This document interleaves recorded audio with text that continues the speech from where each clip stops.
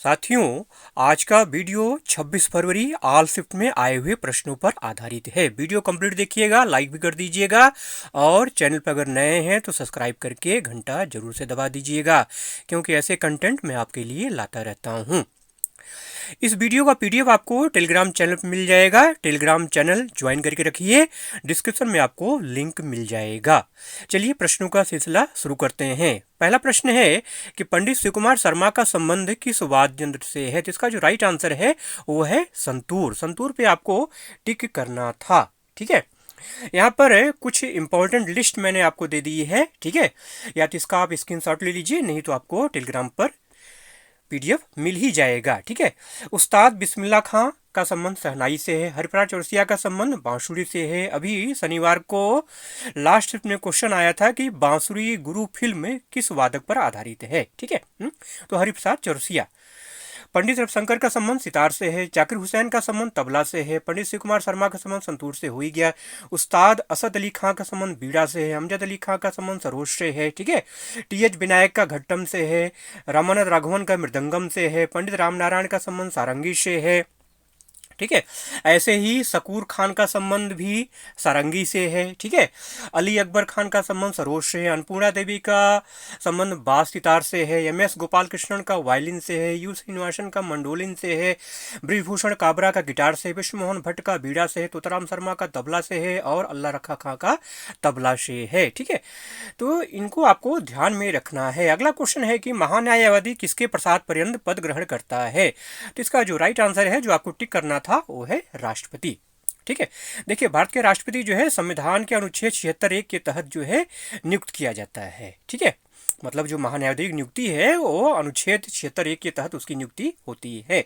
और महान्यायवादी जो है मतलब अटॉर्नी जनरल जो है राष्ट्रपति के प्रसाद पर्यंत पद धारण करता है। ठीक है, अच्छा वही नियुक्ति की अगर मतलब बात करूं, योग्यता की बात करूं, तो सर्वोच्च न्यायालय के न्यायाधीश के रूप में न्यायाधीश के समान इसकी योग्यता होनी चाहिए। ठीक है, और इसमें वर्तमान में जो अटॉर्नी जनरल हैं वो हैं आर वेंकट रमनी। अगला प्रश्न पूछा गया कि अभिनव बिंद्रा ने किस वर्ष स्वर्ण पदक जीता था। तो इसका जो राइट आंसर है वो है 2008। 2000 बीजिंग ओलंपिक में 10 मीटर एयर राइफल स्पर्धा में अभिनव बिंद्रा ने स्वर्ण पदक हासिल किया था और ऐसा करने वाले वो पहले भारतीय बने थे, इसलिए क्वेश्चन ये महत्वपूर्ण है। अगला प्रश्न है कि यात्रा महोत्सव का संबंध किस राज्य से है। क्वेश्चन रिपीटेड है, आया था, दोबारा आया है। ठीक है, इसलिए कहता हूं कि एनालिसिस से जरूर से देखा करिए। ठीक है, तो इसका जो राइट आंसर है वो है उड़ीसा। ठीक है, उड़ीसा के बारगढ़ शहर के आसपास क्षेत्रों में यात्रा महोत्सव मनाया जाता है। इसकी शुरुआत 1947-48 में हुई थी और ये यात्रा जो है भगवान कृष्ण और उसके राक्षस मामा राजा कंस की पौराणिक कहानी पर आधारित है। अगला प्रश्न है कि मोहिनी अट्टम किस राज्य का नृत्य है। तो मोहिनी अट्टम देखिए ये भी क्वेश्चन रिपीटेड है, केरल से संबंधित है। ठीक है, अगला प्रश्न अरुणाचल प्रदेश के नृत्य से संबंधित शायद क्वेश्चन था, क्वेश्चन स्पष्ट नहीं मिल पाया जो है। ठीक है, तो आपको अरुणाचल प्रदेश के नृत्यों के बारे में बता देता हूँ। अजी लाहमू है, रोपी है, हुरकानी है, पोनुंग है, शेर और मोर नृत्य है, हुरकानी है, बुइया है, चलो है, रेखाम पांडा है, पोपीर और वाचो, ये सब अरुणाचल प्रदेश के कुछ लोकप्रिय लोक नृत्य हैं। अगला प्रश्न पूछा गया कि बारह मिहिर की पुस्तक कितने भागों में विभक्त है। तो बारह मिहिर की पुस्तक जो है 3 भागों में विभक्त है, इस पे आपको टिक करना था। कौन से 3 भाग हैं ये? बृहद जातक, बृहद संहिता और पंच सिद्धांतिका। ठीक है, अगला प्रश्न है कि वर्तमान में मौलिक कर्तव्यों की संख्या कितनी है। देखिए भाई, मौलिक कर्तव्य तो एक यूनिवर्सल क्वेश्चन है, इसको एकदम तैयार कर डालिए और हर एनालिसिस में मैं मौलिक कर्तव्य के बारे में पूरा डिटेल में आपको जानकारी देता हूँ। ठीक है, तो वर्तमान में मौलिक कर्तव्यों की संख्या क्या है? 11 है। घुमा फिरा के क्वेश्चन कुछ न कुछ पूछता रहता है। ठीक है, मौलिक कर्तव्य आपको हमेशा ध्यान में रखना है। ठीक है, तो पूरा मैंने यहाँ पे डिटेल दे दिया है। डिस्क्रिप्शन में जो है लिंक दिया हुआ है पीडीएफ का। ठीक है, टेलीग्राम चैनल लिंक दिया है, वो उसको ज्वाइन हो जाइए जाकर के, वहाँ पे आपको पीडीएफ मिल जाएगा, वहाँ से आप इसको आराम से पूरा रीड कर लीजिएगा। ठीक है, मौलिक कर्तव्यों की सूची पूरी दे दी है 11 की मैंने, इसको भी आराम से आप रीड कर लीजिएगा। ठीक है, और इसको तैयार रखिए जो है क्रम वाइज। अगला प्रश्न साइंस से है कि मेंडलीव की आवर्त सारणी किस पर आधारित है। तो मेंडलीव की जो आवर्त सारणी है वो एटॉमिक मास मतलब परमाणु द्रव्यमान पर आधारित है। अगला प्रश्न है कि गृहलक्ष्मी योजना का संबंध किस राज्य से है। गृहलक्ष्मी योजना जो है ये 2023 में आई थी। ठीक है, ये कर्नाटक से इसका संबंध है। किससे संबंध है? कर्नाटक से संबंध है। ठीक है, अगला प्रश्न है कि डूरंड कप का संबंध किस खेल से है? डूरंड कप का संबंध जो है फुटबॉल से है। ठीक है, फुटबॉल से संबंधित कुछ और मैंने लिस्ट यहाँ दे दी है। सुब्रतो कप है, संतोष कप है, फीफा विश्व कप है, ला लीगा कप है। ठीक है, तो ये आपको ध्यान में रखना है। ऐसे बैडमिंटन की बात करूँ, थॉमस कप है, उपेर कप है, यूरोपीय कप है, मलेशियाई कप है, हरीला कप है। वहीं अगर बास्केटबॉल की बात करूँ तो भाई BA बास्केट बॉल विश्व कप है, यूरो बास्केट है, NBA है। हॉकी की बात करूँ तो नेहरू कप है, सुल्तान अजलान शाह है, सिंधिया गोल्ड कप है। कुछ कुछ ऐसे नाम मैं आपको गिना रहा हूँ जो कि पूछे जाते हैं, ये आपको ध्यान में रखना है। अगला प्रश्न है कि भारत में बेरोजगारी दर कितनी है? तो 13.4%, ये आपको टिक करना था। ठीक है, अगर बात की जाए जो है, ठीक है, अक्टूबर दिसंबर 2023 की तिमाही में, तो शहरी क्षेत्रों में बेरोजगारी दर में मामूली गिरावट आई है। ठीक है, 15 वर्ष और उससे अधिक आयु के व्यक्तियों के लिए यह 6.6% से घट करके 6.5% हो गई है। महिलाओं के लिए बेरोजगारी दर 8.6% रही, जो पिछली तिमाही के समान है। वहीं पुरुषों के लिए घट करके 5.8% हो गई है। ठीक है, या शायद एक क्वेश्चन ये पूछा गया था कि बेरोजगारी दर कैसे मापी जाती है, मतलब बेरोजगारी दर के ऊपर क्वेश्चन था।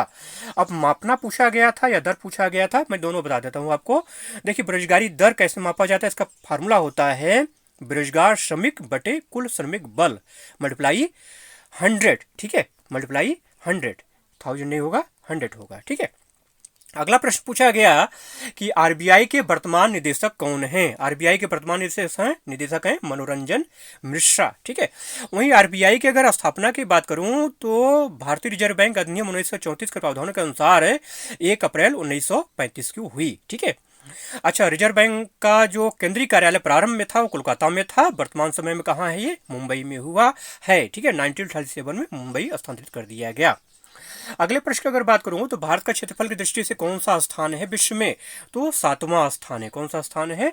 7वां स्थान है। ठीक है, क्षेत्रफल के दृष्टिकोण से भारत का रूस, कनाडा, चीन, संयुक्त राज्य अमेरिका, ब्राजील व ऑस्ट्रेलिया के बाद क्या है? 7वां स्थान है। तो क्रम आपको ध्यान में रखना है। अगला प्रश्न है कि भगत सिंह व बटुकेश्वर दत्त ने बम कहाँ फेंका था? तो सेंट्रल असेंबली, ठीक है, केंद्रीय कक्ष दिल्ली, ठीक है, में बम फेंका था। कब? 8 अप्रैल 1929 को। ठीक है, अगला प्रश्न है कि उत्तर प्रदेश के राज्यपाल कौन है? तो उत्तर प्रदेश के राज्यपाल हैं आनंदीबेन पटेल। ठीक है, संदीप कुमार कौन से खेल से संबंधित हैं? संदीप कुमार का संबंध जो है वाक रेस से है। ठीक है, संदीप कुमार ने टोक्यो ओलंपिक में 20 किलोमीटर वाक रेस में हिस्सा लिया था और 23वां स्थान हासिल किया था। ठीक है, अगला प्रश्न है कि भारत में हरित क्रांति के जनक की मृत्यु कब हुई थी? करंट अफेयर्स का क्वेश्चन है ये। ठीक है, तो 2023। करंट अफेयर्स भी तैयार रखिए, ये हरित क्रांति भी आपको तैयार रखना है। इस पर भी क्वेश्चन बार बार घुमा फिरा करके आ रहा है। ठीक है, जैसे कि MS स्वामीनाथन का नाम का फुल फॉर्म भी पूछा दिया था जो है। ठीक है, मनकोम्बू संभाशिवन स्वामीनाथन का पूरा नाम है। ठीक है, 7 अगस्त 1925 को इनका जन्म हुआ था। ठीक है, और 28 सितंबर 2023 को इनका देहावसान हुआ है। ठीक है, इनकी मृत्यु हुई है। ठीक है, और इस साल का जो है जो भारत रत्न पुरस्कार है जो है वो भी MS स्वामीनाथन को प्रदान किया गया है। ठीक है, ये भी ध्यान रखना है आपको। ठीक है, अगला प्रश्न है हिंदी से कि जटिल का विलोम पूछा गया था। जटिल का विलोम होता है सरल, संगठन का विलोम होता है विघटन। वस्त्र का पर्यायवाची पूछा गया था। वस्त्र का पर्यायवाची आपका कपड़ा है, अंबर है, पट है, पोशाक है। ठीक है, पवन का पर्यायवाची पूछा गया आपसे। पवन का पर्यायवाची वायु है, समीर है, हवा है, अनिल है। ठीक है, अच्छा, ये अनेक शब्दों के लिए एक शब्द पूछा गया था। जिस पर आक्रमण किया हो के लिए एक शब्द, जिस पर आक्रमण किया हो के लिए एक शब्द होता है आक्रांत। ठीक है, और जो आक्रमण करे या आक्रमण करने वाले को आक्रांता बोला जाता है। ठीक है, जो हिस्सा या अत्याचार करता हो आतताई, हमला या प्रहार करने वाला आक्रामक। ठीक है, तो भी आपको ध्यान में रखना है। अगला प्रश्न है खिल्ली उड़ाना मुहावरे का अर्थ पूछा गया था, तो इसका अर्थ है हंसी उड़ाना। ठीक है, अगला मुहावरा पूछा गया कि आपे से बाहर होना। आपे से बाहर होना का मतलब अपने आप पर नियंत्रण खो देना। ठीक है, अगला प्रश्न पूछा गया कि मेरी माताजी गृहिणी है में गृहिणी का तद्भव, तो गृहिणी का जो तद्भव होता है वो है घरनी। ठीक है, ये आपको ध्यान में रखना है। अगला प्रश्न पूछा गया है कि कंबाला उत्सव कहाँ मनाया जाता है? कंबाला उत्सव कर्नाटक में मनाया जाता है। ये जो है कंबाला भारतीय कर्नाटक में प्रतिवर्ष आयोजित होने वाला एक पारंपरिक भैंस रेसिंग उत्सव है। ठीक है, अगला प्रश्न पूछा गया है कि देवदासी नृत्य का संबंध किस राज्य से है। तो देवदासी नृत्य का संबंध जो है ये भरतनाट्यम से है।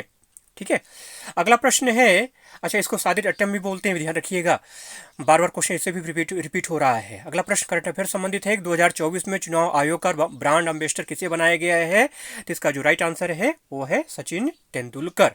ठीक है, अगला प्रश्न है कि निम्न में से किस नृत्यांगना का संबंध कथकली और ओडिसी दोनों से है। तो सोनल मानसिंह का संबंध है दोनों से है। ठीक है, अगला प्रश्न पूछा गया कि सानिया मिर्जा का संबंध किस खेल से है। तो टेनिस आपको ध्यान में रखना है। ठीक है, अब आगे बात करें कि न्यायिक पुनरावलोकन का संबंध किस अनुच्छेद से है। तो आर्टिकल जो 32 से है इसका राइट आंसर है। ठीक है, न्यायिक समीक्षा का प्रावधान अमेरिका के संविधान की देन है। ठीक है, मतलब न्यायिक पुनरावलोकन की अवधारणा को संयुक्त राज्य अमेरिका के संविधान से लिया गया है। अच्छा, और यहाँ जानते रहिए भारतीय संविधान में सर्वोच्च न्यायालय के संबंध में न्यायिक पुनरावलोकन की शक्ति अनुच्छेद 32 और 136 में है। वहीं अगर उच्च न्यायालय की बात करूं, हाई कोर्ट की अगर बात करूं, तो अनुच्छेद 226 और 227 में वर्णित है। अगला प्रश्न पूछा गया है कि ब्रह्मोत्सव किस राज्य में मनाया जाता है। तो ब्रह्मोत्सव जो है ये कर्नाटक में मनाया जाता है। एक शुभ हिंदू पर्व है जो आंध्र प्रदेश के तिरुपति में तिरुमाला वेंकटेश्वर मंदिर में मनाया जाता है। ठीक है, इसकी उत्पत्ति भगवान ब्रह्मा से जुड़ी हुई मानी जाती है। अगला प्रश्न पूछा गया कि 2011 की जनगणना के अनुसार किस राज्य का लिंगानुपात सबसे ज्यादा है। तो केरल का लिंगानुपात सबसे ज्यादा है, 1084 है। पांडिचेरी का 1038 है। तमिलनाडु का 995, आंध्र प्रदेश का 992 है। क्रम आपको ध्यान में रखना है। अगला प्रश्न पूछा गया कि आदर का पर्यायवाची होता है समादर, सत्कार, सम्मान, इज्जत, मान, कद्र, पूज्य भाव, प्रतिष्ठा। ठीक है, जैसा ऑप्शन रहेगा वैसा आप करेंगे। नेक्स्ट क्वेश्चन है कि शीघ्र का पर्यायवाची पूछा गया। तो शीघ्र का पर्यायवाची होता है क्षिप्र, तीव्र, द्रुत, तुरंत, तेज। ठीक है, धन का विलोम पूछा गया था। धन का विलोम है ऋण। ठीक है, एक आंख से देखना मुहावरे का पूछा गया था, मतलब सबको बराबर समझना। सिर पर ठीकरा फोड़ना मतलब जो है दोष लगाना, मतलब अपना जो है क्या करना, अपना कुकर्म किसी और के सर पे फोड़ देना, मतलब दोष लगा देना, किसी और को दोषित सिद्ध कर देना। ठीक है, शुल्क का विलोम पूछा गया था, इसका होता है निःशुल्क। ठीक है, परस्पर की शुद्ध वर्तनी पूछा गया था। तो परस्पर में आधा श होता है परस्पर। ठीक है, ये इसका राइट आंसर है। मनु भाकर का संबंध किस खेल से पूछा गया। तो मनु भाकर का संबंध जो है निशानेबाजी से है, एक ओलंपियन है। ठीक है, 2020 ओलंपिक में ये हिस्सा ले चुकी हैं। ठीक है, और 16 साल की उम्र में साल 2018 के कॉमनवेल्थ गेम्स में हिस्सा लेकर 910 मीटर एयर पिस्टल स्पर्धा में मनु ने गोल्ड मेडल जीता था। और 2018 ISSF वर्ल्ड कप में मनु ने 2 स्वर्ण पदक जीते थे। ये महत्वपूर्ण फैक्ट है, आपको ध्यान में रखना है। अगला प्रश्न पूछा गया है कि मनरेगा के तहत कितने दिन का रोजगार मिलता है। तो मनरेगा के तहत जो है 100 दिन का रोजगार मिलता है। इसमें जो इंपॉर्टेंट चीज और है ये ध्यान रखना है आपको कि 2 अक्टूबर 2009 को जो है मनरेगा अधिनियमित किया गया था। अगला प्रश्न है कि भारतीय संविधान किसने अपने हाथों से लिखा था। तो इसका जो राइट आंसर है वो है प्रेम बिहारी नारायण राय जादा। अगला प्रश्न है कि प्रथम स्वतंत्र संग्राम कब प्रारंभ हुआ था। तो 1857 में प्रारंभ हुआ था। प्रागैतिहासिक काल को कितने भागों में बांटा गया है। ठीक है, तो 3 भागों में बांटा गया है। कौन से 3 ये काल हैं। पूरा पाषाण काल है, मध्य पाषाण काल है और नव पाषाण काल है। ठीक है, अगला प्रश्न पूछा गया था कि निम्न में से कौन एक प्रसिद्ध वायलिन वादक है। तो एल सुब्रमण्यम ऑप्शन में दिया हुआ था, इसलिए एल सुब्रमण्यम इसका राइट आंसर है। नेक्स्ट क्वेश्चन पूछा गया कि राज्य में विधान परिषद के सृजन का प्रावधान किस अनुच्छेद में है। तो अनुच्छेद 169 इसका राइट आंसर है। ठीक है, अगला प्रश्न है कि ICC महिला क्रिकेट विश्व कप 2023 अंडर 19 की विजेता टीम कौन सी है। तो इसका राइट आंसर है भारत। ठीक है, अच्छा आपसे पूछा जा सकता है कि किसने नेतृत्व किया था, कप्तान कौन था। तो शेफाली वर्मा इसकी कैप्टन थी। ठीक है, और भारत ने फाइनल में 7 विकेट से इंग्लैंड को हरा करके इतिहास रचा था। ठीक है, और एक बात और ये ध्यान रखना है कि ये पहला संस्करण था ये। ठीक है, और ये टूर्नामेंट कहाँ हुआ था, अफ्रीका में हुआ था। अगला प्रश्न पूछा गया है कि अरुणा मिश्रा का संबंध किस खेल से है। तो अरुणा मिश्रा का संबंध है मुक्केबाजी से है। अगला प्रश्न है कि 2011 की जनगणना के अनुसार भारत का जनसंख्या घनत्व कितना है। तो 382 व्यक्ति प्रति वर्ग किलोमीटर। फ्लेमिंगो त्यौहार किस राज्य में मनाया जाता है। तो आंध्र प्रदेश मनाया जाता है, आपको ध्यान में रखना है। ठीक है, आंध्र प्रदेश में नेल्लोर जिले के झील शहर सलूपरेटा में जो है फ्लेमिंगो पक्षी मतलब सारस पक्षी के आने की खुशी में जो है ये त्यौहार मनाया जाता है। अगला प्रश्न है कि बिस्मिल्लाह खां का संबंध किस वाद्य यंत्र से है? तो बिस्मिल्लाह खां का संबंध शहनाई से है। ठीक है, बार बार रिपीट हो रहा है। नेक्स्ट क्वेश्चन है कि राष्ट्रीय नृत्य शिरोमणि पुरस्कार 2022 किसे प्रदान किया गया? तो अपर्णा सतीशन को प्रदान किया गया। थोड़ा सा ये पीछे चला गया है, 2022 से पहली बार क्वेश्चन आया है, थोड़ा 2022 को भी आपको देखना पड़ेगा करंट अफेयर्स के मामले में। अगला प्रश्न है कि 1861 में विधवा पुनर्विवाह संघ की स्थापना किसने की थी? तो महादेव गोविंद रानाडे ने किया था। ठीक है, जीवन और व्यक्तिगत स्वतंत्रता का अधिकार क्या है? तो ये हमारा मूल अधिकार है। ठीक है, अगला प्रश्न है कि RRTS में टी का पूरा नाम क्या है? देखिए, RRTS का पूरा नाम होता है रीजनल रैपिड ट्रांसिट सिस्टम। तो टी का मतलब होता है ट्रांसिट। ठीक है, जिसे आप नमो भारत ट्रेन के रूप में जानते हैं। नमो भारत ध्यान रखना है। ठीक है, ये RRTS है। अगला क्वेश्चन है कि 2011 की जनगणना के अनुसार पुरुष साक्षरता दर कितनी है? तो इसका जो राइट आंसर है वो है 82.14%। ठीक है, यस प्लाक का तत्व कौन सा है? तो यस प्लाक का तत्व है रुबीडियम। रुबीडियम ऑप्शन में था। ठीक है, उड़ीसा के राज्यपाल कौन है? रघुबर दास। ये आपका इसका राइट आंसर है। ठीक है, अगला प्रश्न पूछा गया कि छाया का विलोम क्या है? तो छाया का विलोम होता है धूप। धूप छाया। निंदा का विलोम स्तुति होता है। ठीक है, अगला प्रश्न है कि खाली का पर्यायवाची आपसे पूछा गया। तो खाली का पर्यायवाची होता है रिक्त, रीता, खोखला, असार, छूछा, सूना, निशार, रहित, विहीन, केवल, कोरा, सादा, सिर्फ। बहुत सारे हैं, जैसा ऑप्शन में रहेगा वैसा आप टिक करेंगे। ठीक है, र आधा न ग का शुद्ध वर्तनी पूछा गया था, तो इसका शुद्ध वर्तनी होता है रंग। ठीक है, र के ऊपर बिंदु रहेगा। ठीक है, अगला प्रश्न पूछा गया है कि भारत किस देश के साथ सबसे लंबी सीमा साझा करता है? तो इसका राइट आंसर है बांग्लादेश। पिछले दिनों अभी पूछा गया था अफगानिस्तान के बारे में। ठीक है, आज पूछ लिया लंबी सीमा के बारे में, सबसे छोटी सीमा, सबसे लंबी सीमा। ठीक है, तो भारत की असली सीमा जो है 7 देशों से मिलती है। इनमें अफगानिस्तान, पाकिस्तान, भूटान, नेपाल, चीन, म्यांमार, बांग्लादेश शामिल है। और जल सीमा की अगर बात करें तो मालदीव, श्रीलंका, बांग्लादेश, म्यांमार और पाकिस्तान है। अगला प्रश्न पूछा गया कि विकास कृष्ण यादव किस खेल से संबंधित हैं? विकास कृष्ण यादव जो है बॉक्सिंग से संबंधित हैं। ठीक है, 2010 एशियाई खेलों में लाइट वेट वर्ग में इन्होंने स्वर्ण पदक प्राप्त किया था। ठीक है, और 2018 राष्ट्रमंडल खेलों में 75 किलोग्राम भार वर्ग में स्वर्ण पदक जीता था। ठीक है, अगला प्रश्न है कि वर्ष 2023 में भारत ने कबड्डी वर्ल्ड कप किसको हराकर जीता? तो इसका राइट आंसर है ईरान। ठीक है, अच्छा महत्वपूर्ण फैक्ट आपको बता दूं जो है कि 2023 की पुरुष और महिला दोनों वर्ग में कबड्डी का खिताब जीता था। ठीक है, भारतीय पुरुष कबड्डी टीम ने फाइनल में ईरान को हराकर स्वर्ण पदक जीता था और भारतीय महिला टीम ने चीन ताइपियो को हरा करके ये खिताब हासिल किया था। तो ध्यान रखना, पूछा जा सकता है। अगला प्रश्न पूछा गया कि फेमना मिस इंडिया वर्ल्ड 2023 कौन बना? तो नंदनी गुप्ता इसका राइट आंसर है। अगला प्रश्न है कि दंत चिकित्सा किस मंत्रालय संबंधित है? कॉमन सेंस का क्वेश्चन है। स्वास्थ्य एवं परिवार कल्याण मंत्रालय इसका राइट आंसर है। ठीक है, अगला प्रश्न देखिए, मौलिक कर्तव्य बार बार रिपीट हो रहा है। 11वां मौलिक कर्तव्य के संविधान में कब जोड़ा गया? तो 2002 में जोड़ा गया। वह जिसे क्षमा न किया जा सके क्या कहते हैं उसको? अक्षम्य।